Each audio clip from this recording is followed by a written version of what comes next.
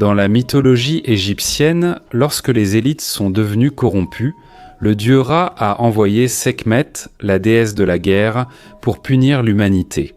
On retrouve un parallèle dans l'hindouisme, lorsqu'un démon nommé Raktabija, à chaque fois qu'il versait une goutte de sang, faisait naître d'autres démons de ce sang. Lui et ses démons ont apporté l'enfer sur terre, tourmentant le peuple. Les dieux ont alors envoyé Kali pour tuer ce démon et les démons issus de lui. Les deux histoires sont intéressantes non seulement par les similarités entre la corruption des dirigeants corrompus et celle des démons, mais aussi par les conséquences qu'ils ont eux-mêmes attirées sur eux. C'est parce que Sekhmet et Kali représentent toutes deux la fureur de la justice, la fureur dans sa forme la plus brute. Elles n'ont pas seulement anéanti ces dirigeants corrompus et ces démons, mais ont aussi semé chaos et peur parmi eux sous l'effet de leur fureur, allant jusqu'à presque détruire le monde. Ces deux figures, comme je l'ai dit, représentent la fureur, mais pas une fureur gratuite, pas la fureur dans le sens de la méchanceté, mais plutôt la fureur de la justice. Elles doivent être comprises comme l'équivalent de la manifestation physique du côté destructeur de l'univers, ou comme la réaction des conséquences des actes de dirigeants mauvais et corrompus. C'est quelque chose que la plupart des dirigeants finissent par oublier avec le temps, à savoir que leurs actions ont des conséquences qui, avec le temps, finiront par leur échapper. Au Brésil, de plus en plus de gens commentent la léthargie des Brésiliens, qui ne se sont pas encore révoltés malgré tant de frustration et d'injustice. Mais je crois personnellement que nous sommes de plus en plus proches de la limite. Je ne sais pas si nous connaîtrons une rupture brutale comme lors de la Révolution française ou au Népal, ou si ce sera plus graduel et lent. Minant l'État et la société, comme en Chine au XIIe siècle, je constate des éléments de plus en plus marquants sur la direction politique, économique et judiciaire du pays. Pousse la société vers une situation qui deviendra trop lourde même pour eux, au point qu'ils ne pourront pas supporter ce poids. Et la vaste. La plupart d'entre eux, même parmi cette élite, ne s'en rendent pas compte, pensant qu'ils sont encore aux commandes ou que la situation n'est pas si grave. Moi, personnellement, j'ai déjà entendu de la part de juges et de procureurs avec qui j'ai parlé qu'ils ne comprenaient pas pourquoi je lançais cet avertissement. Après tout le monde qui leur parlait faisait l'éloge de leur travail. Ils ne se rendaient bien pas compte que la plupart des personnes qui interagissent avec eux le font par intérêt, pour les flatter ou par peur. Certains autres, liés à la politique, j'ai même remarqué qu'ils ont compris que la situation est en train de dégénérer. Mais ils ont l'illusion que lorsque l'incendie commencera, ce sera plus. Ou une opportunité pour eux d'émerger comme une sorte de nouveau leadership en s'appropriant de ce chaos. Et même s'il est vrai que les mouvements populaires, explosifs, n'ont été efficaces pour changer de régime que lorsqu'ils ont été récupérés par des dirigeants politiques. Il est important de garder à l'esprit que ces dirigeants ne doivent pas être associés à l'ancien régime.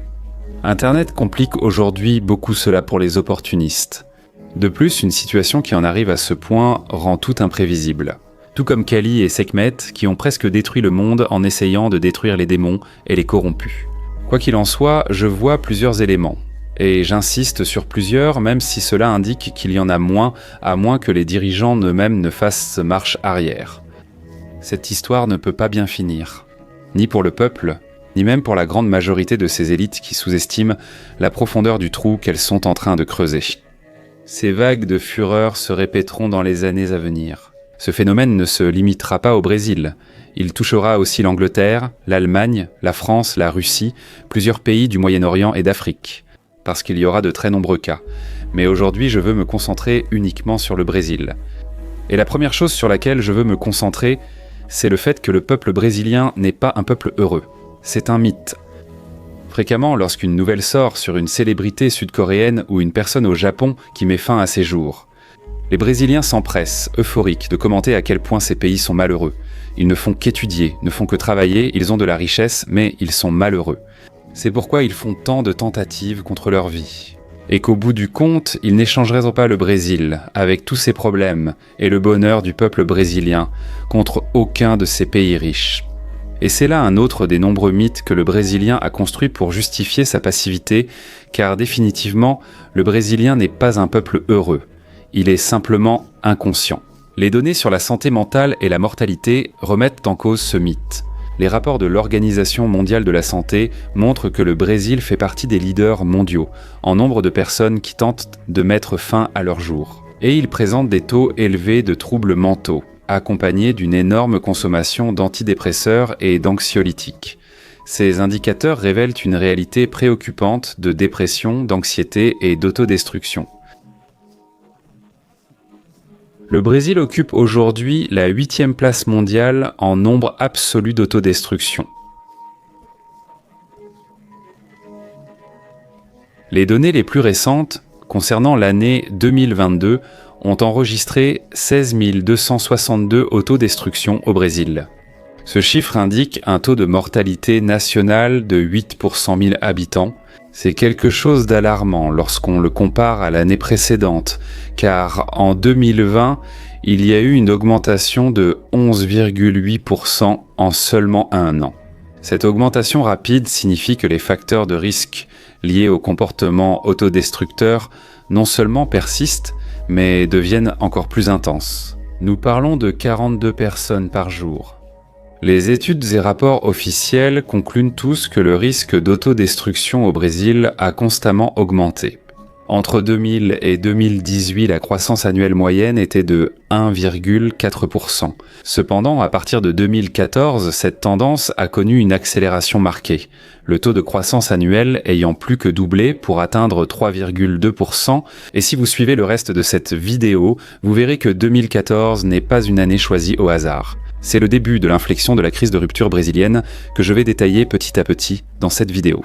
La décennie de 2010 à 2019 a été particulièrement critique, enregistrant une augmentation de 43% du nombre absolu, passant de 9 454 à 13 523 décès annuels, et des analyses plus récentes, couvrant la période de 2011 à 2022, confirment la persistance de cette tendance. La population croît en moyenne de 3,7% par an.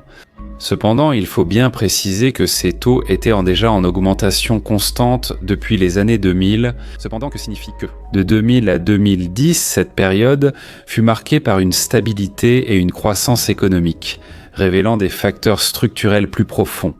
Le Brésil, après 2014, n'a fait qu'accélérer ce processus. Selon la métrique, l'homme Iton Simanadit, le Brésil occupe des positions très différentes dans les classements internationaux. Et c'est là le piège. Donc, les comparaisons avec d'autres pays doivent être interprétées dans un contexte. Parce que lorsqu'on considère le nombre total d'autodestruction, le Brésil reste parmi les nations ayant les taux les plus élevés au monde, plaçant le Brésil à la 8e place du classement mondial, au-dessus de pays avec des populations bien plus grandes comme l'Inde et la Chine. Ce classement élevé en chiffres absolus signifie que le Brésil est un poids lourd mondial de la mortalité par autodestruction. Maintenant, la position du Brésil change radicalement lorsque le classement est basé sur le pourcentage, c'est-à-dire sur le nombre pour 100 000 habitants.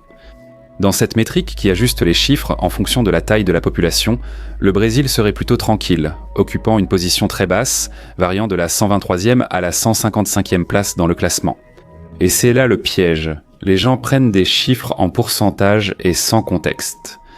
Cette position apparemment favorable crée l'illusion de tranquillité et apporte l'arrogance d'être un pays féminin.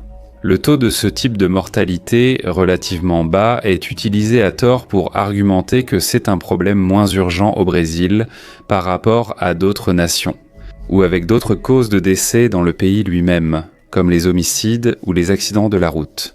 Cependant, cette perspective statistique ignore l'indicateur le plus critique, la trajectoire du phénomène. Le point de comparaison le plus crucial et alarmant est la direction de la tendance, et c'est là que réside la véritable alerte. Alors que le monde progresse dans la prévention des autodestructions, le Brésil, comme d'autres pays latino-américains, fait exception en allant dans le sens inverse. À l'échelle mondiale, les taux ont baissé de 36% entre 2000 et 2019, tandis qu'au Brésil, les cas ont augmenté de 43% durant la même période. Et si l'on additionne les chiffres des morts sur la route, des morts par homicide et des morts par autodestruction, le Brésil finit par dépasser, de loin, la grande majorité de la planète, y compris les pays en guerre. Le Brésil, alors, cesse d'être un pays et devient un grand broyeur de chair. Personne d'un minimum intelligent ne peut croire que cela est un cas normal et sans conséquence. Le groupe le plus touché par la tendance croissante à l'autodestruction au Brésil est constitué des générations X et Z. Entre 2011 et 2022, leur taux a augmenté en moyenne de 6% par an, un rythme nettement supérieur à la croissance de 3,7% de la population générale. Et ce sont justement ces deux générations qui ont tout pour exploser. Et au-delà de ces chiffres, d'autres indicateurs de santé mentale montrent le mal-être des Brésiliens, avec l'estimation indiquant que 5,8% de la population souffre de dépression et 9,3% vit avec des troubles anxieux. Ces pourcentages représentent environ 11,5 millions de Brésiliens dépressifs et 18,6 millions anxieux. Ils figurent parmi les plus élevés au monde et sont les plus élevés des Amériques.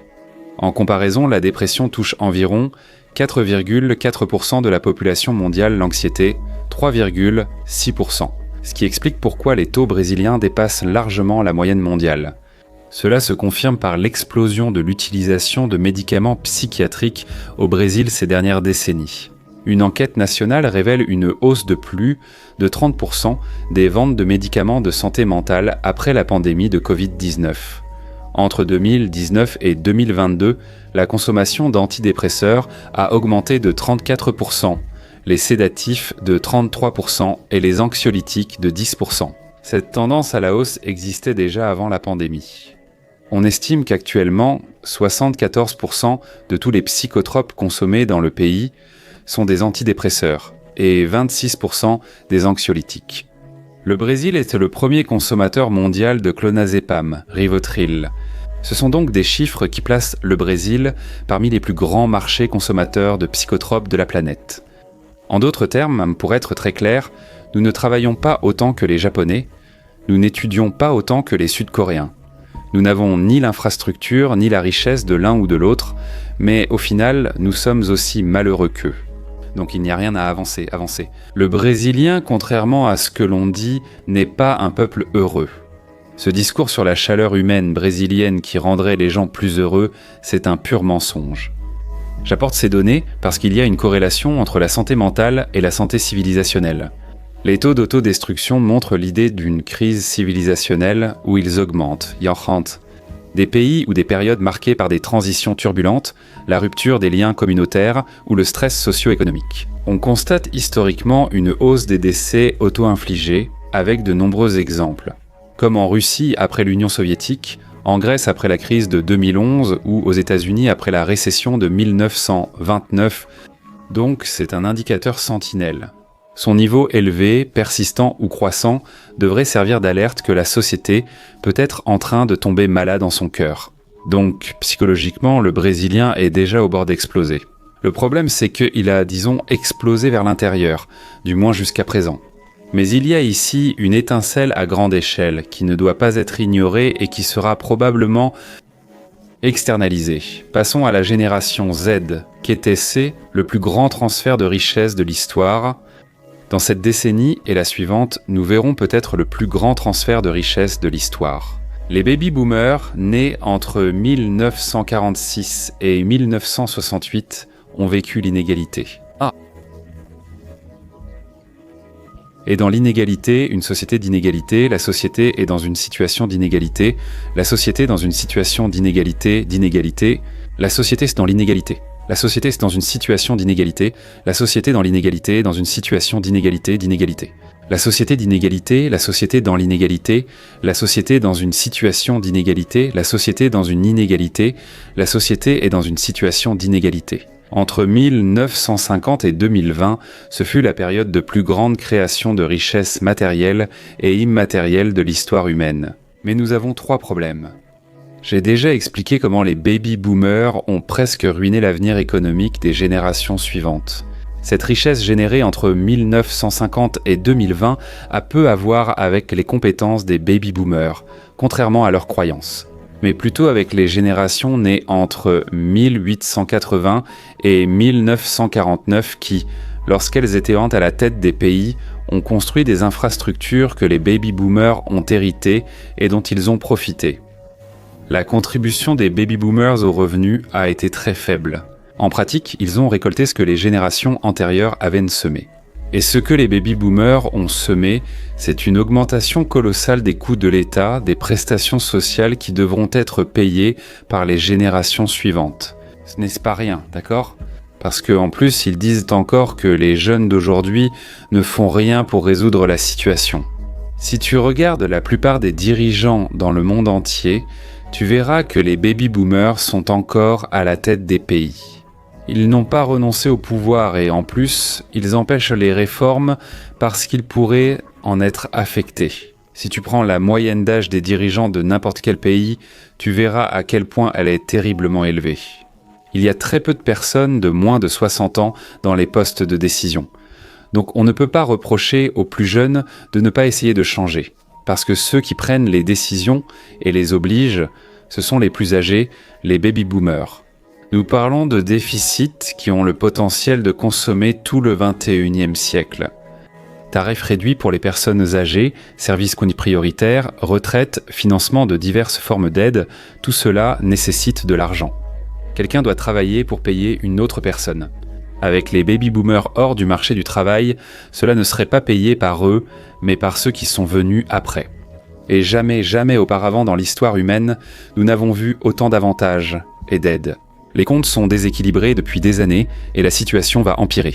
Ce déficit budgétaire mettra donc longtemps à se résorber. C'est le premier problème de l'endettement général. Mais un deuxième problème a explosé dans les classes moyennes. Notre sujet est le Brésil, donc nous allons aborder le cas brésilien. C'est la philosophie du « je ne vais rien laisser à mes enfants », ça. Pendant longtemps, accumuler et transmettre un patrimoine faisait partie du contrat social familial. La terre. Troupeaux, maisons, connaissances ou entreprises étaient un légué non seulement pour enrichir les descendants, mais aussi pour garantir la continuité du nom de la famille. Avec le boom de l'après-Seconde Guerre mondiale, la croissance économique accélérée et l'accès à un crédit bon marché. Cela a permis à la génération des baby-boomers d'accumuler des biens immobiliers, des économies, et des plans de retraite à une échelle sans précédent jamais vue auparavant. Ils ont donc hérité d'un monde en expansion, bien différent de l'actuel, qui sera surtout axé sur le remboursement du crédit qu'ils ont généré. Chez les baby-boomers de la classe moyenne, surtout au Brésil, cette logique est alors apparue. Ayant éduqué leurs enfants, ils veulent désormais profiter de leur vie.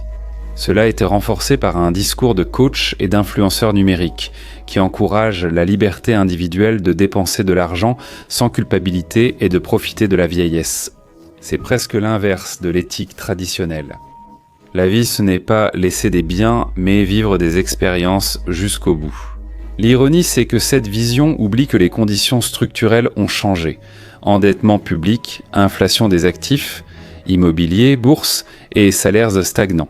Les millennials et la génération Z ont beaucoup moins, mais vraiment beaucoup moins, de chances de constituer un patrimoine comparable à celui des boomers. Pour eux, l'héritage est un facteur de mobilité crucial qui, s'il t'enniard, approfondit le fossé générationnel. Curieusement, les classes moyennes boomers, ayant choisi de tout dépenser sans transmettre d'héritage, ne laissent rien. Ils sont encouragés par ces coachings et influenceurs qui sont déjà riches et qui, ironiquement, alors qu'ils disputent à la classe moyenne de faire cela, eux, les très riches, font le contraire. Ils laissent un patrimoine à leurs descendants pour créer un héritage familial. Ces influenceurs riches prônent le libéralisme pour les autres, mais le conservatisme pour leur famille. Ce qui nous amène maintenant au troisième problème, car justement maintenant qu'il va y avoir ce transfert de richesse, en supposant que tes parents aient pensé à te laisser quelque chose, voilà que le gouvernement arrive. Les nouvelles règles de l'impôt sur la transmission cause-mort, donation et succession auront des effets complexes sur les jeunes générations. Beaucoup de ces jeunes ne s'attendent même pas à recevoir un héritage significatif. Des taux d'épargne faibles, des coûts élevés pour l'éducation et le logement, ainsi que des dettes importantes font que beaucoup ne comptent pas sur un patrimoine hérité. La majorité de la richesse transférée ira aux très riches, donc seuls ceux issus de familles aisées en profiteront largement. Parce que ceux-là peuvent entendre se permettre d'absorber les coûts des impôts. D'un autre côté, les classes les plus modestes, qui ont déjà un pouvoir réduit par les inégalités, seraient en théorie bénéficiaires, à cause de l'impôt progressif qui protégerait ces petits héritages de la taxation. Ce serait merveilleux si ce n'était pas le fait que quelqu'un doit payer cette facture. Et cette facture des plus pauvres va retomber sur la classe moyenne. C'est-à-dire que la classe moyenne devra couvrir les coûts pour que les pauvres n'aient pas à payer pour cela. Alors que les très riches pourront supporter les pertes parce qu'ils peuvent manipuler le système en leur faveur. Si vous suivez la chaîne, vous avez vu la vidéo expliquant comment de nouveaux impôts vont fortement augmenter le coût de possession immobilière. Parmi les rares familles qui hériteront d'un bien immobilier, nous verrons en plus beaucoup d'entre elles vendre cet héritage juste pour payer les impôts. En somme, vous n'aurez rien. Il sera difficile de construire ou d'hériter quoi que ce soit. C'est une rupture socioculturelle très profonde qui touche de plein fouet la psychologie des plus jeunes. Et je ne parle même pas des très jeunes, mais plus on est jeune, pire c'est. Ce que je viens de dire explique pourquoi les jeunes générations sont si apathiques et désespérées quant à tout avenir positif. Chez les moins de 30 ans, j'entends souvent « Fonseca, je m'en fiche, je ne pourrai jamais prendre ma retraite ». Donc, il n'y a ni espoir ni attente. Constituer un patrimoine dans les prochaines décennies sera un luxe. Ce qui devait être le plus grand transfert de richesse de l'histoire va devenir la plus grande confiscation de l'histoire, et par conséquent, la plus grande frustration jamais vue. Et cette frustration à grande échelle ne peut se traduire que d'une seule manière. Colère. Le lien entre économie et psychologie collective existe vraiment. La perte d'horizon va engendrer un nihilisme social. Cette rupture a des effets dévastateurs sur la psyché collective des jeunes générations, ce qui semblait autrefois un horizon futur. Il y avait la possibilité de construire ou d'hériter d'une base minimale, même lointaine. Mais cela est devenu un désert d'attente, sans héritage ni patrimoine, face à un état fragile mais vorace qui promet tout gratuitement contre vos biens. Les millennials et la génération Z intériorisent et le sentiment que tout effort est inutile. Il en résulte alors une apathie généralisée, un abandon de la croyance en l'avenir ou de la projection de plans à long terme. Le plus grand risque n'est pas seulement économique, il est civilisationnel, car lorsqu'une génération entière perd foi en l'avenir, le pacte qui soutient l'ordre social se brise, ouvrant la voie au radicalisme, aux ruptures de politique et aux explosions sociales qui pourraient en marquer le XXIe siècle. Ce qui nous amène donc à la partie 3 qui est l'excès de loi. Si vous suivez la chaîne, vous avez sans doute vu cette vidéo sur l'effondrement des civilisations. Et il existe plusieurs raisons qui en général s'accumulent jusqu'à un point de rupture. Bien sûr, les problèmes varient d'une civilisation à l'autre. Il existe de nombreuses variantes, mais pratiquement une seule est constante et se répète, c'est l'excès de loi. Les civilisations proches de l'effondrement ont un excès de loi. Pour beaucoup, cela semble apporter de l'ordre, mais c'est souvent l'inverse. Un excès de loi et de réglementation sociale ne fait pas seulement obstacle à la capacité de la société d'innover et de répondre efficacement aux crises, mais plus encore, il surcharge l'État lui-même. L'État grossit tellement qu'il devient obèse et, par conséquent, il perd sa mobilité. Au lieu que l'État garantisse l'exécution et le fonctionnement d'un minimum de lois, il se surcharge. Et sa capacité de contrôle et d'exécution, ce qui fait qu'il n'arrive évidemment pas à tout gérer, car c'est impossible. Et en conséquence, les autorités liées à l'État décident alors quelle loi appliquer, en fonction du contexte. Généralement, ce contexte sert à persécuter des groupes considérés comme opposants ou dérangeants. De façon superficielle, ce serait comme dire que, puisque tout le monde est hors la loi, alors je choisis qui punir selon ma convenance. C'est précisément ce que nous voyons au Brésil. Depuis la Constitution de 1988, le Brésil a accumulé un volume extraordinaire de règles. Une étude de l'Institut belge des services postaux et des télécommunications indique qu'entre 1988 et 2024, environ 7 à 8 millions de normes ont été éditées, soit environ 860 nouvelles normes par jour ouvrables. Pour donner une idée en matière fiscale, plus de 400 000 règles ont déjà été publiées, soit 2,14 par heure ouvrable. Cette avalanche de lois engendre un labyrinthe juridique. Beaucoup de citoyens et de gestionnaires ignorent les normes en vigueur, compliquant les affaires et favorisant l'informalité. De plus, le Brésil présente des indices de contentieux par habitant sans équivalent. En 2022, par exemple, il y avait environ 81,4 millions de procédures en cours, soit 40 078 procédures pour 100 000 habitants, contre 5 800 aux États-Unis et 12 300 en Allemagne. Actuellement, 31,5 millions de nouveaux cas sont enregistrés, soit 10% de plus qu'en 2021. En 2021 et 2022, plus de 78 millions d'actions en justice ont été intentées. Ces chiffres illustrent un système judiciaire surchargé, avec une durée moyenne de 2 ans et 7 mois devant la justice ordinaire, ce qui pourrait même être considéré comme un problème pour eux. C'est en fait une occasion pour la justice de justifier d'être le système judiciaire le plus cher du monde. Et la tendance ne fait qu'empirer, parce que d'un côté, les Brésiliens ont un fétiche pour les lois. Ce que j'entends le plus souvent des autres, c'est « il devrait y avoir une loi pour ceci ou pour cela ». Et d'un autre côté, ce qui est considéré comme un bon parlementaire, c'est celui qui présente le plus de projets de loi. Cela crée des politiciens instables, car ils ont tendance à approuver de nombreuses normes pour faire semblant de travailler, même si ce sont des lois de qualité douteuse. L'excès de lois se traduit rapidement par de la complexité et des contradictions. Trop de lois réduisent l'efficacité bureaucratique, créant un cercle vicieux où chaque réforme peu appliquée génère plus de règles incohérentes. Et des lois mal rédigées et pleines de renvois augmentent l'incertitude et le coût de la prise de décision économique. Les individus et entreprises préfèrent engager des litiges plutôt que prendre des risques, car le pouvoir judiciaire devient l'arène où se définissent les vraies règles. Le fait que les civilisations proches de leur effondrement présentent davantage de lois n'est pas une coïncidence. Ce symptôme indique la longévité de cette société. Plus les institutions deviennent fragiles, plus les lois s'empilent comme des béquilles. Mais chaque nouvelle règle ne fait qu'accroître la confusion et l'insécurité. Il y a quelques mois, j'ai réalisé une vidéo sur la façon dont l'État détruit les relations sociales. En fait, c'est la vidéo qui m'a le plus donné mal à la tête. Parce que même en montrant que c'est l'État qui brise les relations sociales, en bureaucratisant et en intervenant trop dans la vie des gens, beaucoup de personnes n'ont pas compris.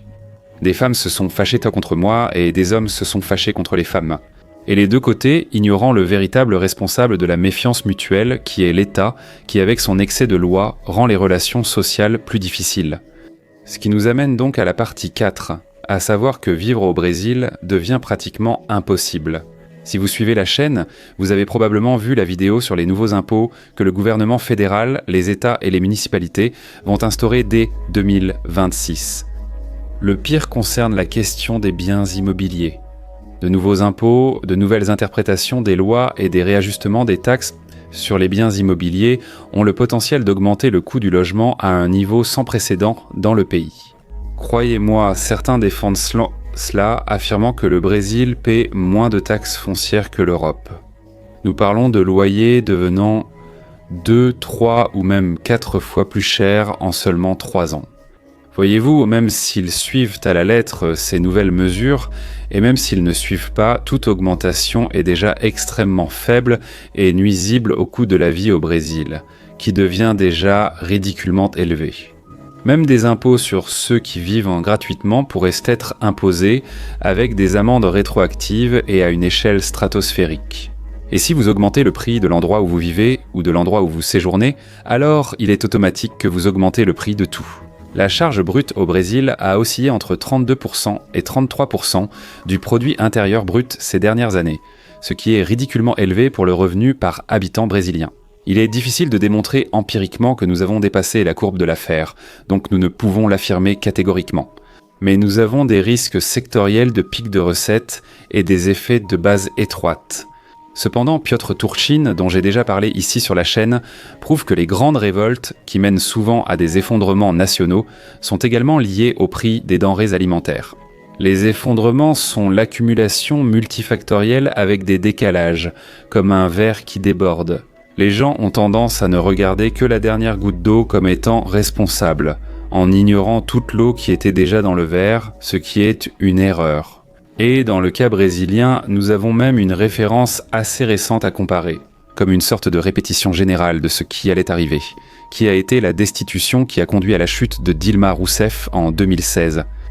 C'est le résultat d'une équation commencée bien plus tôt, en 2011. D'abord, la hausse mondiale des prix alimentaires dès 2008 a commencé à peser sur la population au Brésil. En réalité, cette pression sur les coûts et attentes n'est apparue qu'en 2011.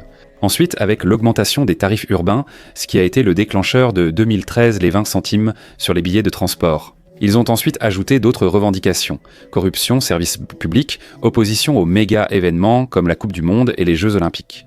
Et d'ailleurs, il convient de rappeler que cette crise a été menée par le maire de São Paulo de l'époque, Haddad, et par le gouverneur de l'époque, Alckmin, qui occupent aujourd'hui des postes au sein du gouvernement fédéral. Puis l'opération Lava Jato a miné la légitimité politique en exposant ses faits. Ce que la plupart des gens savaient déjà, à savoir que le Parti des travailleurs est une organisation criminelle, mais qui était encore ignorée, alors que cela devrait être pris très au sérieux. Le grave stress hydrique, mûri depuis 2011, a explosé en 2014-2015 dans la région métropolitaine de São Paulo, affectant le coût de la vie et l'humeur, la psychologie collective de la population. Et comme São Paulo n'est pas seulement la région métropolitaine la plus riche, mais surtout la plus grande concentration de population du pays, avec à elle seule environ 10% de la population, tout ce qui se passe à São Paulo finit inévitablement par se répandre et contaminer le reste du pays. Donc il ne pouvait pas y avoir d'autre issue en 2016 que la chute du gouvernement Dilma. Tout cela, ce sont des gouttes qui s'accumulent avant le débordement. En 2025, je remarque à nouveau des signes similaires. Ce qui ramène à la question: pourquoi le Brésilien ne s'est-il pas encore violemment rebellé? La réponse est qu'il n'existe pas une unique forme d'effondrement civilisationnel. Ce qui nous amène donc à la conclusion sur la rébellion brésilienne. En gros, nous avons 3 résultats possibles à cette équation. Et cela concernera non seulement le Brésil, comme je l'ai dit au début, mais aussi de nombreux pays dans le monde. Le premier est le scénario idéal où les dirigeants percevant la rupture imminente décident de céder le pouvoir. À l'image d'une cocotte minute, vous relâchez progressivement la pression pour éviter l'explosion.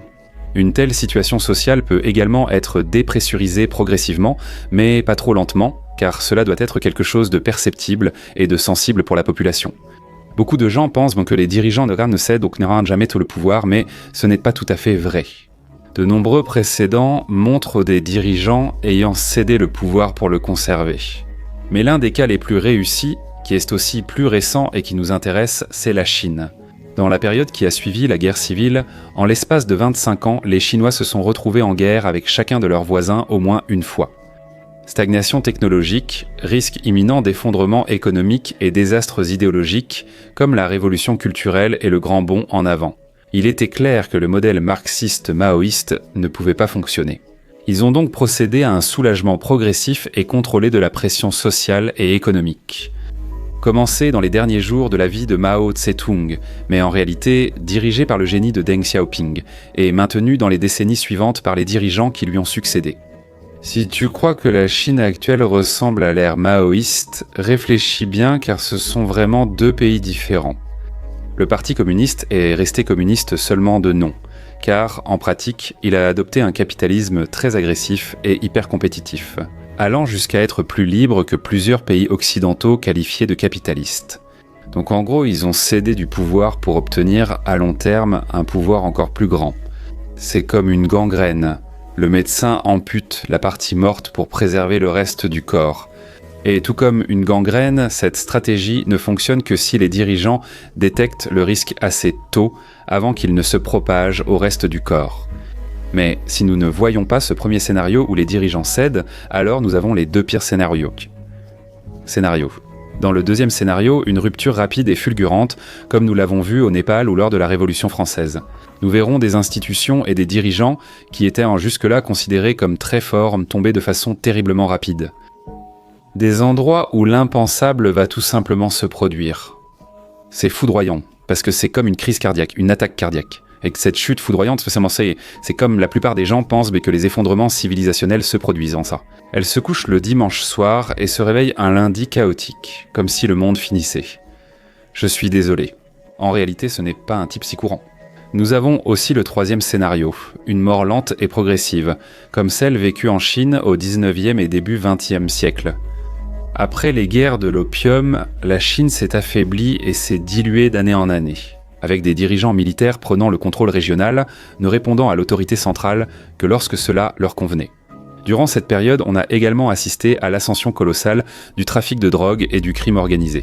Alors que des guerres d'extrémistes religieux et des invasions étrangères éclataient en temps corps, de petits foyers de pouvoir surgissaient de manière dispersée et disséminée à travers le pays, tuant lentement ce pays.